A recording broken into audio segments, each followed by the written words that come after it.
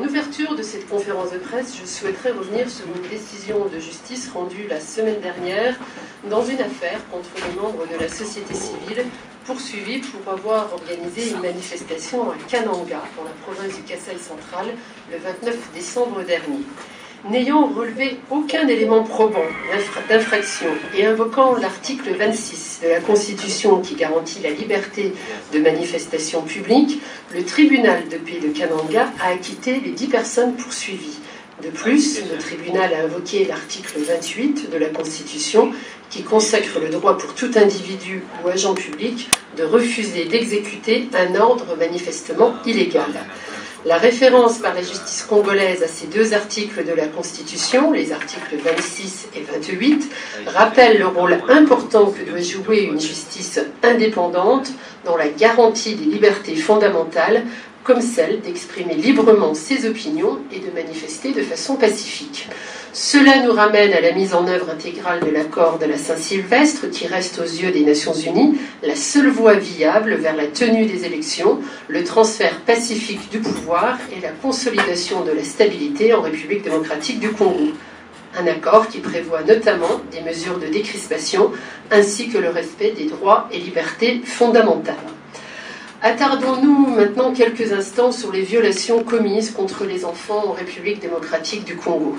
En 2017, la MONUSCO a enregistré 3823 cas de violations graves des droits des enfants dans le contexte du conflit armé, soit une augmentation de 66% par rapport à 2016.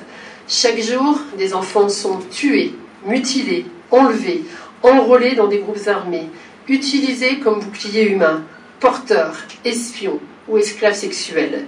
Leurs écoles sont également détruites, les privant de l'accès à l'éducation.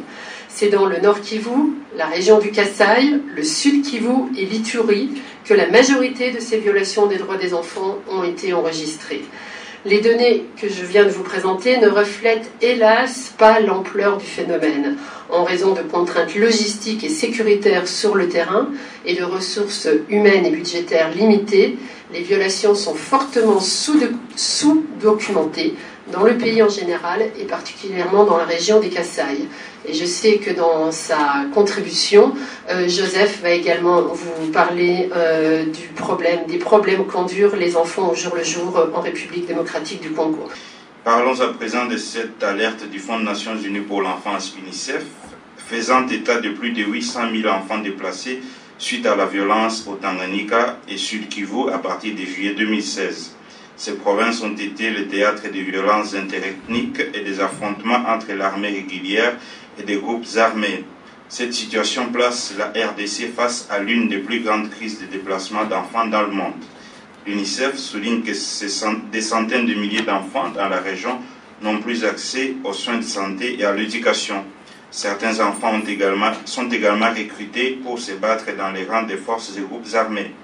L'UNICEF et ses partenaires ont également identifié plus de 800 cas d'abus sexuels, bien que l'ampleur réelle de la violence sexuelle perpétrée contre les enfants soit considérée comme beaucoup plus importante. Les provinces du Sud Kivu et du Tanganyika ont aussi connu beaucoup d'autres dégâts, dont le dysfonctionnement et ou la destruction de plusieurs centres de santé et écoles. À côté du risque accru de l'insécurité alimentaire, faute d'accès aux champs, des milliers d'enfants risquent de souffrir de malnutrition sévère. Il faut ajouter que ces deux provinces ont aussi enregistré, durant la même période, plus de 18 250 cas de choléra, soit 2 fois plus que toute l'année 2016, et 18 000 cas suspects de rougeole. L'UNICEF a besoin de 65 millions de dollars américains pour sa réponse dans les 6 prochains mois en faveur de ces enfants et demande à toutes les parties impliquées au conflit de garantir l'accès humanitaire aux personnes qui ont un besoin urgent d'assistance. Par ailleurs, il lui faut 268 millions de dollars américains pour apporter en 2018 une assistance humanitaire à 7,9 millions d'enfants à travers toute la République démocratique du Congo. La hauteur exceptionnelle de cet appel financier met en évidence à quel point les enfants congolais souffrent des conséquences et des conflits et des épidémies.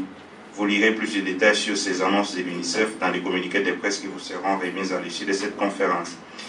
Avant de terminer, nous vous présentons la situation du choléra à Kinshasa au 28 janvier 2018.